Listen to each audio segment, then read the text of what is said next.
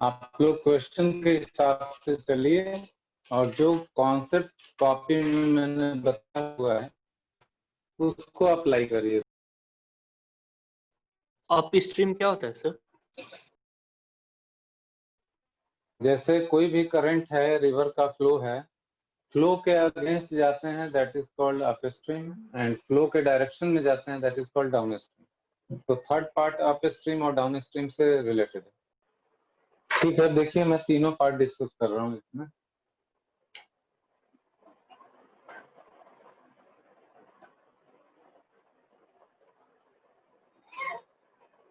Question में जो पहले डेटा दे रखा है, पहले हम लोग उसकी बात कर लें। width of the river is 4 kilometer. It is given. width of the river is 4 kilometer. Boat का स्पीड 4, यानी स्विमर या बोट का स्पीड है 4 किलोमीटर पर आवर, और रिवर वाटर यानी करंट का स्पीड है 2 किलोमीटर पर आवर। पहला पार्ट क्वेश्चन का ये है कि in what direction boat should be headed to reach a point directly opposite. A से स्टार्ट किया और बी पे पहुंचना है।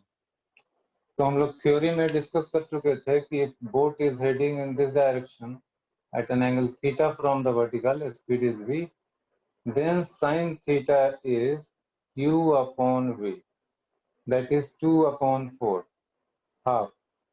Therefore theta equals 30 degree from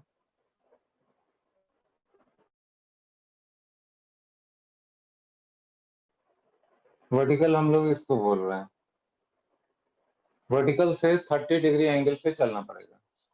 then only boat will reach exactly at point B and it will appear to move exactly on the line AB, directly opposite point पे पहुंचेगा और बिल्कुल AB लाइन पे चलता हुआ दिखेगा। सेकेंड पार्ट में है if width of the river is this much, how long will it take him to cross the river with condition of part A। तो पार्ट ए का कंडीशन अगर लगाएं तो ये एक इक्वेशन है v cos theta into T, यही होता है width of the river। v का जो इधर कंपोनेंट होता है that is v cos theta, यही रिवर को पार कराता है। तो v cos theta into time कर दें तो width of the river आ जाएगा, और एंगल वही लेना है जो पार्ट ए में है। तो d तो है 4 किलोमीटर एंड v है 4 और cos थीटा हो जाएगा cos 30। cos 30 is √3/2, so 2/√3 hour. This is the time taken for this case. और थर्ड पार्ट में क्या है वो देखिए, how long will it take him to row 2 kilometer upstream and then back to the starting point। कहीं से भी यहाँ से स्टार्ट किया, यहाँ से बोट को जाना है डाउन स्ट्रीम 2 किलोमीटर और वापस भी आना है।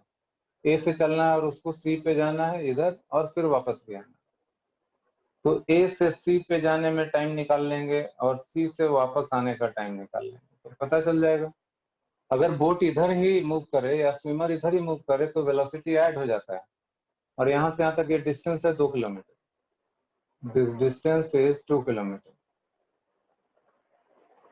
तो डिस्टेंस हो गया 2 किलोमीटर, और डाउन स्ट्रीम जब जा रहे हैं 2 kilometre upstream and then back to the starting point.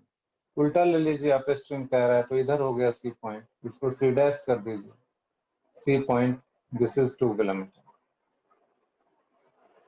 तो यहाँ से यहाँ आना अप स्ट्रीम हुआ और यहाँ से वहां जाना डाउन स्ट्रीम हुआ।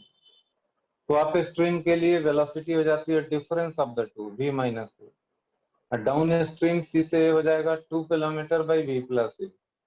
ये सब 9th क्लास में आप लोगों ने पढ़ा होगा, 9th 10th में, कि अप स्ट्रीम एक बोट जा रहा है फिर डाउन स्ट्रीम जा रहा है तो कितना समय लगेगा, डिस्टेंस एंड टाइम में पढ़ा होगा।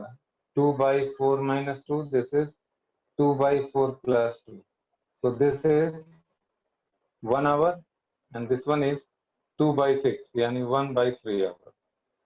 So total time is, therefore total time taken,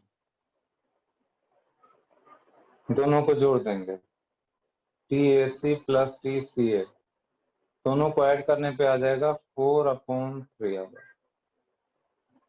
ये आंसर हो गया, तीनों पार्ट हो गया सर।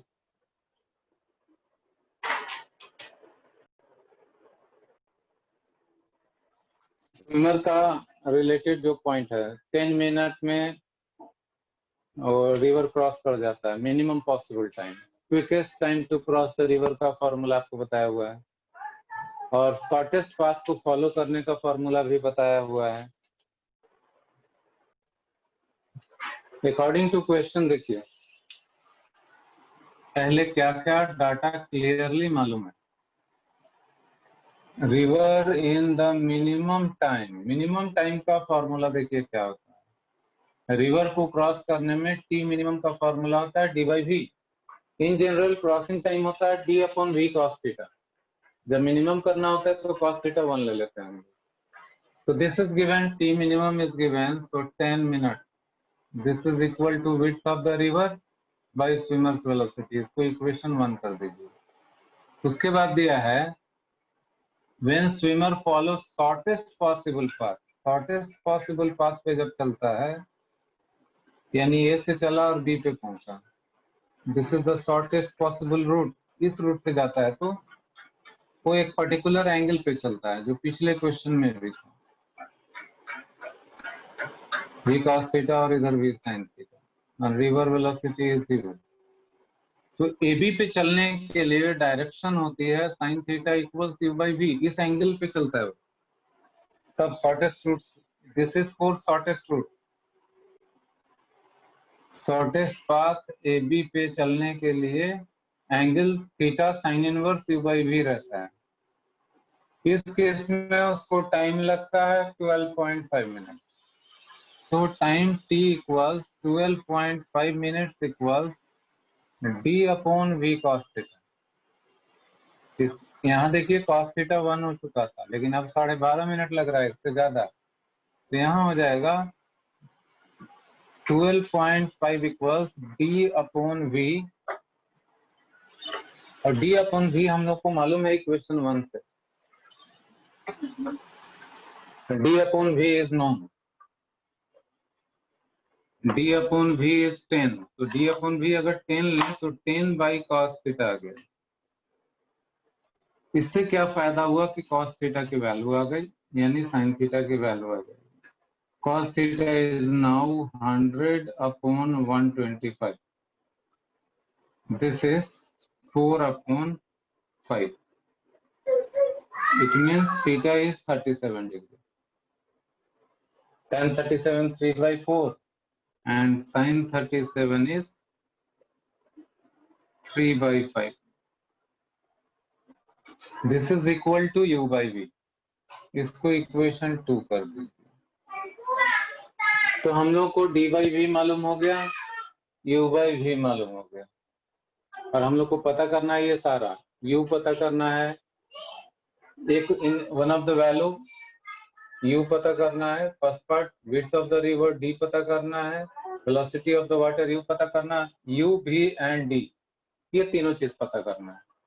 इसके अलावा one more information is there, जब स्विमर मिनिमम टाइम में क्रॉस करता है तो 120 मीटर का ड्रिफ्ट होता है।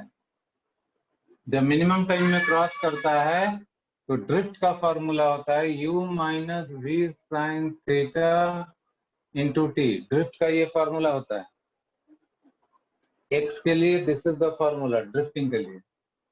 If swimmer reaches at this point C, this is x, drifting के लिए अगर x है, और t मिनिमम के लिए 4t मिनिमम, आप लोग को याद होगा ये टर्म 0 हो जाता है। मिनिमम टाइम में जाने के लिए, मिनिमम टाइम में ड्रिफ्टिंग के लिए क्या कंडीशन होती है, ये वाला टर्म 0 हो जाता है, तो ये बचता है u इंटू टी मिनिमम। तो x की वैल्यू दिया हुआ है 120 मीटर, दिस इज u, और t मिनिमम दिया हुआ है 10 मिनट। यहाँ से u का वैल्यू आ गया 12 मीटर पर मिनट। तो रिवर का वेलोसिटी आ गया, रिवर का वेलोसिटी आ गया, यहाँ देखिए 3 by 5 equals u by V, U आ गया तो v आ जाएगा, v का वैल्यू यहाँ डाल दीजिए, d आ जाएगा, u v एंड d तीनों आंसर आ गया।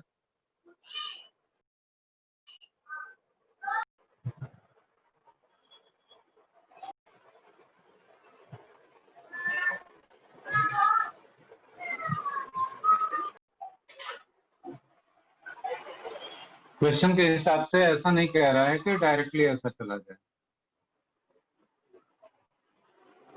वो हम लोग को मैक्सिमम मिनिमा लगा के इंश्योर करना होगा।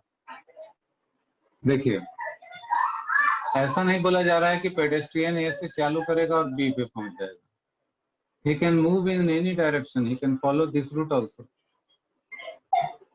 मान लिया जाए कि पेडेस्ट्रियन इधर दौड़ना चालू करता है, जैसे स्विमर चलता था वर्टिकल से थीटा एंगल पे, जिससे कि इधर का कंपोनेंट आ जाएगा v sin थीटा और इधर का कंपोनेंट आ जाएगा v cos theta. So v cos theta will make him cross the road and v sin theta से ये गैप बढ़ जाएगा। ए से चलना चालू किया, ट्रक से एक्सीडेंट अवॉइड करना है, यहाँ पहुंचेगा तो ट्रक को यहाँ से यहाँ जाने में ज्यादा समय लगेगा। ये डिस्टेंस एक्स है जो हम लोग को नहीं पता है। तो इक्वेशंस पहले क्या क्या बनेगा वो हम लोग डिस्कस करते हैं। देखिए, पेडेस्ट्रियन जो है v sin थीटा स्पीड से चल रहा है, तो टाइम लगा t यहाँ से यहाँ जाने को, तो v sin theta into T equals x होना चाहिए। v sin theta into time, यहाँ पहुंचने के लिए दिस कंपोनेंट इज रिस्पॉन्सिबल, तो x equals speed component into time, equation 1। Truck भी यहाँ से यहाँ पहुंचेगा t टाइम के बाद, तो ट्रक का स्पीड है 8 इंटू टाइम टी, ट्रक को भी उतना ही समय मिला, तो ट्रक कितना चला 4 प्लस एक्स। ट्रक यहाँ से यहाँ पहुंच गया, जितनी देर में आदमी यहाँ से यहाँ पहुंचा ट्रक यहाँ से यहाँ पहुंच गया, तो total distance 4 metre plus x metre, 4 plus x speed into time. ये दो इक्वेशन बन गए। इसमें ट्रक का स्पीड 8 गिवन है, पेडेस्ट्रियन का मिनिमम स्पीड हमें पता करना है, v हम लोगों को पता करना है, v इज अननोन, और यहाँ पे अननोन देखिए x, t और v as well as theta, इतना अननोन है। तो और इक्वेशन कहाँ से आएगा वो आप लोग को सोचना है। एक इक्वेशन तो यहाँ से आ जाएगा क्योंकि विड्थ का हम लोगों ने इस्तेमाल नहीं किया, तो रोड क्रॉस कराने के लिए दिस कंपोनेंट इज रिस्पॉन्सिबल, तो आप लिख सकते हैं v cos theta into time is width of the road 2. This is equation 3. With the help of these three equations, we can solve the given question. कैसे solve करेंगे वो समझिए आप लोग। क्वेश्चन में मिनिमम स्पीड बताना है, x नहीं मालूम है, थीटा नहीं मालूम है, दोनों में से कोई भी इक्वेशन, दोनों का में से किसी का वैल्यू हम लोग को पता नहीं है, तो करना क्या होगा। सबसे पहले ये किया जा सकता है कि x को एलिमिनेट कर देंगे। x कैसे एलिमिनेट होगा, इक्वेशन 1 से x का वैल्यू इक्वेशन 2 में डाल देंगे, तो x एलिमिनेट हो जाएगा। इक्वेशन 1 से x एलिमिनेट करके 2 में डाल दीजिए, तो अब इक्वेशन जो होगा v थीटा और t में होगा, v थीटा एंड t, और t को एलिमिनेट करने के लिए क्या करेंगे, इक्वेशन 2 से और इक्वेशन 3 से t को एलिमिनेट किया जा सकता है बाय डिवाइडिंग दोनों को। देखिए, सबसे पहला काम x का वैल्यू इक्वेशन 2 में डाल दीजिए, तो t में इक्वेशन आ जाएगा, t और थीटा में है, और इक्वेशन 3 भी v t और थीटा में है। उसके बाद क्या करेंगे हम लोग, दोनों इक्वेशन को डिवाइड करके t कैंसिल करा देंगे, तो आपका इक्वेशन v और थीटा में आ जाएगा। v और थीटा में इक्वेशन आने के बाद थीटा नहीं मालूम है, v नहीं मालूम है, तो थीटा पे डिपेंडेंट है v, या v डिपेंडेंट है थीटा पे, तो v मिनिमम होने के लिए dv बाई डी थीटा को 0 कर देंगे, इससे कंडीशन आ जाएगा साइन थीटा, कॉस थीटा या टैन थीटा की एक वैल्यू आ जाएगी जो ये डिसाइड करेगा कि at this angle speed required will be.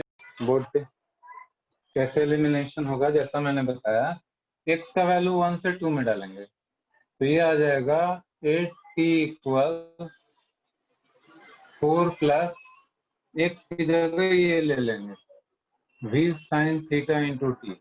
ऐसा क्यों एजम्पशन लिया गया वो तो समझ आ गया होगा। अब मैंने लिखा है 80 equals 4 plus v sin theta into T, T को एक साइड कर लेते हैं, तो ये आ रहा है t into 8 minus v sin theta. This is equal to 4. और इक्वेशन 3 क्या है? t into v cos theta equals 2. तो t का वैल्यू इस इक्वेशन से इसमें डाल दीजिए, क्या आएगा देखिए, 8 minus v sin theta into t की जगह यहाँ से ले लेंगे 2 upon v cos theta. This is equal to 4. ये आ रहा है 8 minus v sin theta, 2 is cancel, 2v cos theta आ जाएगा, ये उधर चला जाएगा. तो आ रहा है v कॉमन ले लें अगर, तो ये आ रहा है sin theta plus 2 cos theta. This is equal to 8. So v equals 8 upon sin theta plus 2 cos theta. This is the expression in terms of v and theta for v minimum dv by d theta should be 0. Solve करिए. जैसे ही करेंगे तो theta पे condition आ जाएगा कि at this angle v minimum will be there. Solve करके आप लोग मीनिंग वो. Yes, sir. After solving this expression, you are getting tan theta equals half. That means theta equals tan inverse 1/2 लेंगे तो velocity minimum हो जाएगा. इससे sin theta cos theta निकालिए, यहाँ डालिए, v का मिनिमम वैल्यू आ जाएगा. Now find out minimum value of the speed of the pedestrian. So after solving this, final answer is 8 upon root 5 meter per second. जो पहले आप लोगों ने 4 मीटर पर सेकेंड निकाला था, you can see this speed is less than that speed. It is less than 4 metre पर second. तो आपने ऐसा डायरेक्ट सोच लिया, सीधा सीधा जाएगा तो 4 मीटर पर सेकेंड आएगा. ये स्पीड उससे कम है. So this is the final answer, 8 upon root 5. V minimum is 8 upon root 5 meter per second. Yes, sir. Is it body?